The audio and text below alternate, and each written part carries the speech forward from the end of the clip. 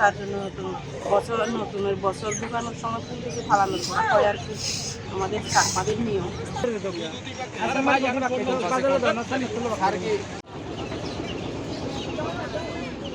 সবাই মিলে ঘোরাঘুরি করি, খাওয়া দাওয়া করি, নাচ গান করি, এই বাড়ি থেকে ওই বাড়িতে যাই আর কি।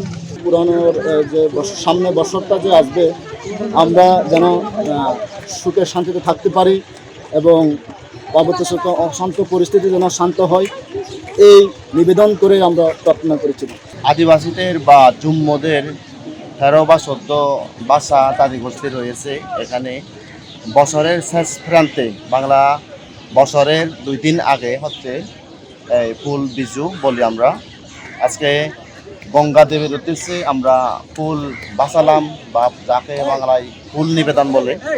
তো ফুল বাঁচিয়ে আমরা এই পুরনো বছরের সমস্ত দুঃখ, কষ্ট, গ্লানি, বেদনা ওগুলো আমরা বিসর্জন দিয়ে আগামী নতুন বছরের জন্য সুখ, শান্তি, মঙ্গল এবং সবার জন্য যেমন ভালো খাতে এভাবে প্রার্থনা করলাম, এই আশা প্রার্থনা করলাম সবার উদ্দেশ্যে। মূলত এটা হচ্ছে ফুল বিজু, আগামীকাল হচ্ছে আমাদের মূল বিজু, যাকে বলে আমরা বিজু আর মারমাদে বড়াই সাংগ্রাই, ত্রিপুরাদের বলে বৈশুক। এই হচ্ছে আমাদের এবছরের প্রোগ্রাম। Thank you.